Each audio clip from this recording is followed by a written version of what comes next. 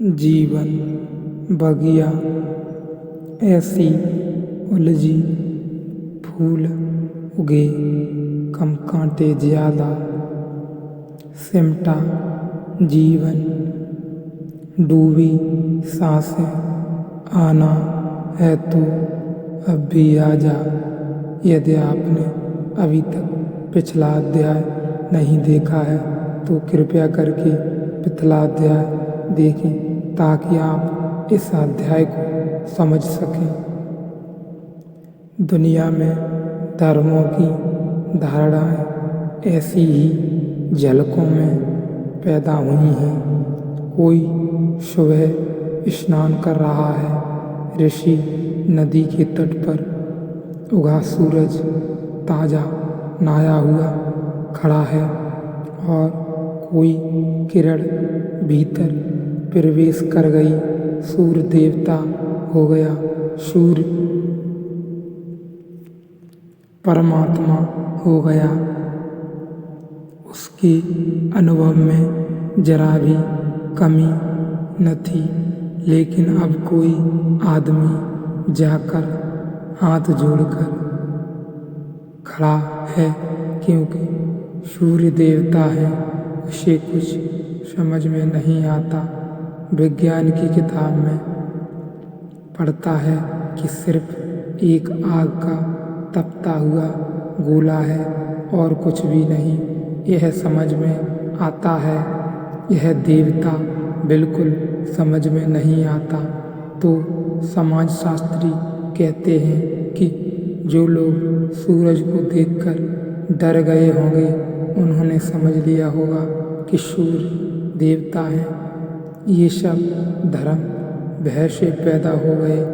आग को देखकर कोई डरा होगा, भयभीत हुआ होगा तो उसको फुसलाने के लिए, आदर देने के लिए कि आग नुकसान न करे, सूरज नुकसान न करे, लोग हाथ जोड़कर घुटने टेक कर खड़े हो गए। गलत है यह ख्याल। ये 5 शरीर जाने जाएं तो अंतर यात्रा है। कर्ता क्या है, जीव क्या है, पंच वर्ग क्या है, क्षेत्र क्या है, साक्षी क्या है, कूटस्थ क्या है, अंतर्यामी क्या है, इनके क्या अर्थ हैं। इसी प्रकार जीवात्मा, परमात्मा और माया ये तत्व क्या है, ये प्रश्न उपस्थिति किए हैं प्राय कथन में। फिर उपनिषद इनके उत्तरों में प्रवेश करेगा। सुबह की इस चर्चा में तो हम प्रश्नों को ही ठीक से समझ लें, प्रश्न करने वाले मन को समझ लें, प्रश्न की सम्यक दिशा को समझ लें। उत्तर इतने कठिन नहीं। असली बात प्रश्न है, क्योंकि प्रश्न करने वाले में ही उत्तर को जन्म लेना होता है। उत्तर कहीं बाहर से नहीं आता, उत्तर कहीं बाहर नहीं है, उत्तर आपके भीतर है। अगर ठीक प्रश्न आप पूछ सकते हैं तो आपके भीतर का उत्तर जगना शुरू हो जाता है। ठीक प्रश्न का अर्थ है कि आपके भीतर उत्तर को चोट देने लगते हैं। गलत प्रश्न का अर्थ है कि आपके भीतर उससे कोई चोट नहीं पड़ती। उत्तर कभी पैदा नहीं होता और बाहर से वे ही उत्तर दिए जा सकते हैं, लेकिन वे कभी आपके भीतर तक नहीं पहुँचते। एक संयोग चाहिए, आपके भीतर उत्तर जगे और बाहर उत्तर दिया जाए तो ही उत्तर आपको मिलता है। नहीं तो मिलता जब तक आपके भीतर एक गहरा जवाब, एक प्रतिवेदन, संवेदन न हो।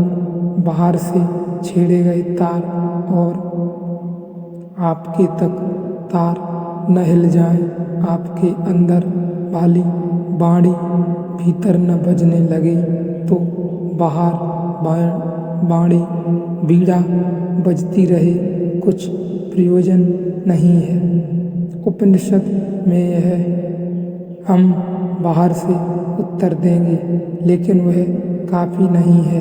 आपको भीतर एक संवेदना पैदा करनी पड़ेगी, तो वे उत्तर आप पर ठीक जगह पड़ने लगेंगे, और ठीक जगह पड़ना ही सब कुछ है। आपके भीतर संवेदनशील तरंगें हों तो बाहर के उत्तर भी सहयोगी हो सकते हैं। दोनों के मिलन बिंदु पर उत्तर उपलब्ध होता है।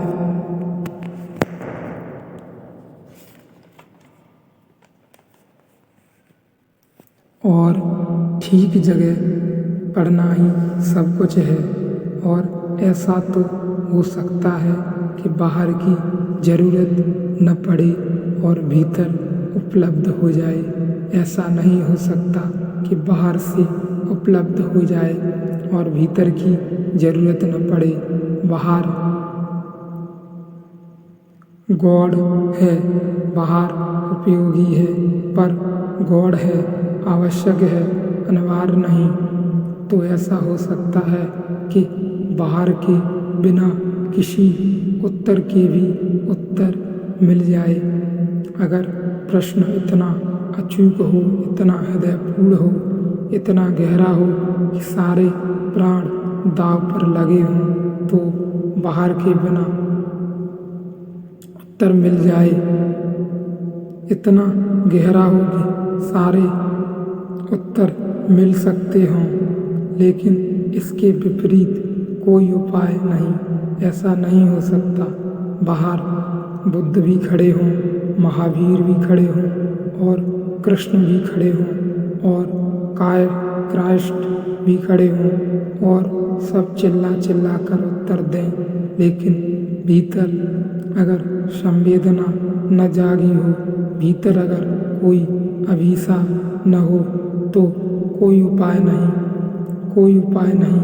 वे सब प्रश्न, वे सब उत्तर व्यर्थ चले जाते हैं। तो उत्तर हम सांझ से समझना शुरू करेंगे। अभी यह ध्यान का प्रयोग करेंगे। उस भीतर की संवेदना को जगाने के लिए वह हो तो हम उत्तर में उत्तर कर सकेंगे। तो 2-3 बातें ध्यान के प्रयोग के संबंध में समझ लें।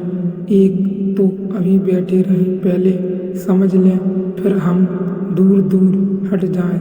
एक ध्यान की पूरी प्रक्रिया के 15 मिनट कीर्तन होगा, उसमें डूबना है पूरी तरह। उसमें अगर जरा भी अपने को बचाया तो पहला कदम ही नहीं उठेगा, दूसरे का सवाल ही नहीं। तो जिसने थोड़ी सी भी कृपणता बताई वह बिल्कुल नासमझ है। उससे तो बेहतर है कि वह बाहर ही हो जाए। वह बेकार मेहनत कर रहा है। यहाँ तो दाव पूरा या बिल्कुल नहीं, इसे ख्याल में ले लें। इससे बीच में नहीं चलेगा। या तो पूरा अपने को लगा दें या लगाएं ही नहीं। नाहक मेहनत न करें, क्योंकि हम मेहनत करने का दुष्परिणाम होता है। आपको लगता है कि मेहनत भी और कुछ न हुआ, इससे एक निराशा पैदा होती है। नहीं, फिर करें ही मत। तो कम से कम एक आशा तो बनी रहेगी, किसी जन्म में कहीं करने की हिम्मत तो होगी। उपलब्धता है तो 100 डिग्री पर तो भाप बनेगी। ऐसा कुनकुने होकर फिर ठंडे हो जाओ, फिर कुनकुने हुए फिर ठंडे हो जाओ, तो जिंदगी भर होते रहें। धीरे धीरे आशा ही मिट जाएगी कि हम कभी उबल कर भाप भी बन सकते थे।